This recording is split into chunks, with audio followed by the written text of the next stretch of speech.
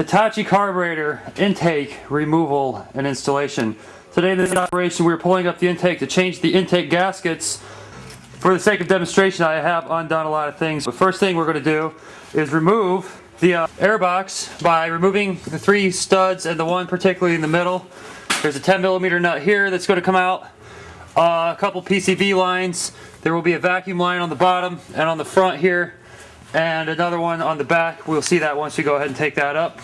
Alright, take that up. Think sub-assembly when you remove parts off of Subarus. Alright, our vacuum lines I was talking about was here and here, over here, and this little duker here. They connect to, one of them connects to, right here. Where's my finger? Yeah, right there's one of them. This vacuum line is the other loose one that was hanging off the bottom. We have this little duker here, and this little breather pipe here, which is part of the gas tank vent. This PCV line connects to the airbox itself, as well as this one here, and this one here. Alright, now that we have it apart this far, go ahead and undo the throttle cable as we described in the engine removal procedure, which I've already done.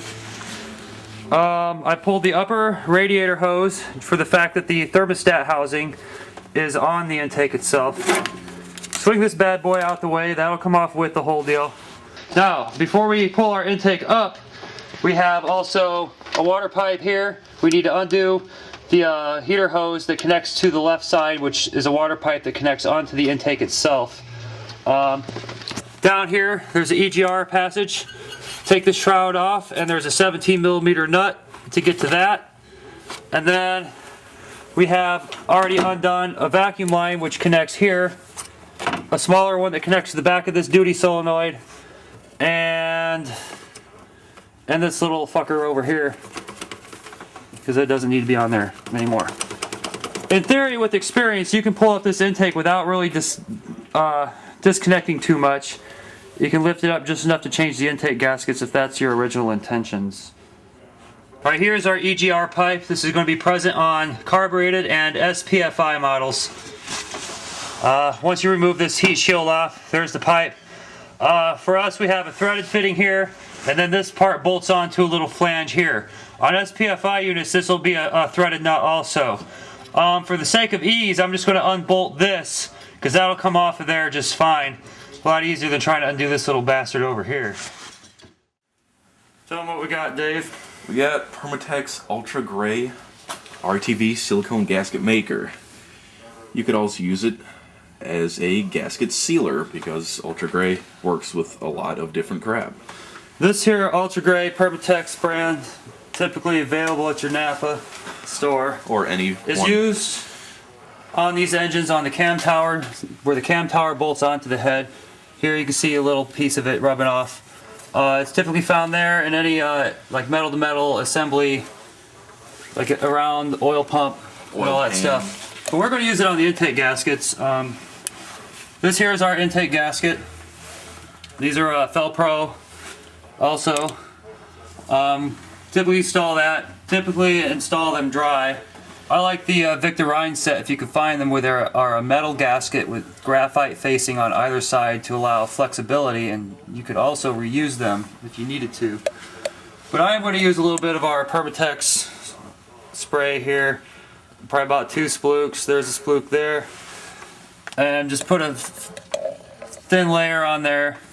The Permatex type, this is similar to like your 3 bond or Honda bond or whatever, and what you would use it for. It's also good for like motorcycle assembly, mopeds, and things of that nature. We see on our gasket we have 2 ports. This is our intake port here, and then we have a water passage here that runs across the top of the engine block here, and we have a water passage that comes through the intake up here, out your thermostat housing, and across the bottom to warm the carburetor also. As you can see, our bolts are rather corroded looking. If this motor had been dried out a little more, this could seize up, and sometimes if you unbolt them, they can twist and break off at about right here, or seize up in the intake itself, because rust will rise up out of here because the threads go through a coolant passage. and sometimes it can take out the thread on the aluminum, in which case you'd have to find a different head or do some clever tapping and helicoiling. Here I'm cleaning off the threads. Anti-seize compound is good to use on here. Anti-seize thread compound. It's a nice coppery flavor there. Now, with application to the bolt, do you want to make sure that there's a little bit of excess, or is that about? You want to make sure it just covers the threads. I just did that so it covered all the threads because I had to put it through and it kind of. I put a glob on there, maybe get a little started. I don't know if you can see that with the light, but start a little bit of it into the intake. So put some on the actual bolt and then just kind of like screw some in there. Yeah, so you want it on the screw side so it doesn't seize up, and then with this one you can see it wants to get corroded there, so if I put enough of it on the shank part of the bolt, then that'll keep it from wanting to seize up inside the intake itself, and that'll keep it nice and moist in there. This one, the threads on there you can see are pretty corroded up. I really wouldn't want to thread that back in.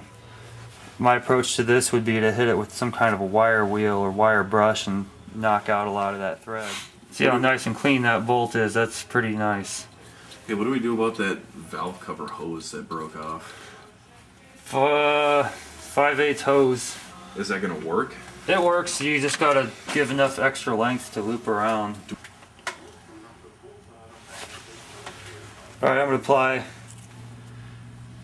some of this stuff onto the gasket, and I'm going to stick this on our intake gasket. Again, since I don't know how well the detail of the camera is, but since it's stamped, this is the bottom side, this is like the top side where the die has rounded it off a little bit, and I want to put that shiniest side against the head, so I'm going to put the stamped side out against the intake like so. Alright, now we are ready to install our intake manifold. Alright, I've left our intake manifold intact mostly, and I've left the fuel lines connected. I did disconnect the throttle cable, although I might have been able to get away with not doing that. And I pulled a few vacuum lines around the body, but otherwise our intake is like it's supposed to be already, so I'm just bolting it down. I'm going to line up, if you can see, up by the bell housing, our heater hose. Okay, over here we have a hose, famous little Subaru hose. It comes from the top of the engine block and connects under the intake right below the thermostat housing. Okay. Alright, see the little duker it's touching on? That is our hose. From where I'm at here, I can slide that on with relative ease. And from here, I can reach my screwdriver into there and tighten down the clamp. This is our little EGR pipe here. And on the carbureted intake, we have these nice bolts instead of a flared fitting, which is easier than removing the one from the head, which on an SPFI model, you would have a thread, a nut, flare fitting on both sides.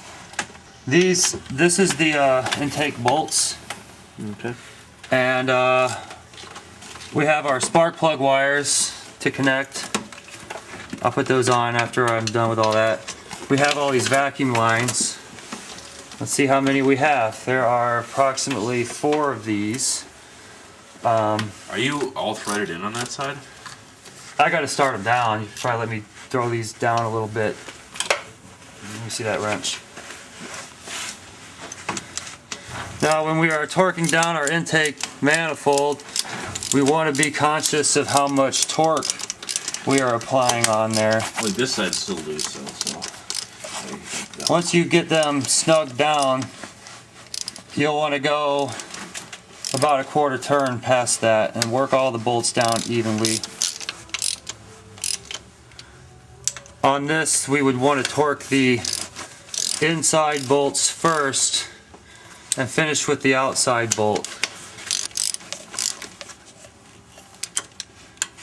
And go back and forth from the other side.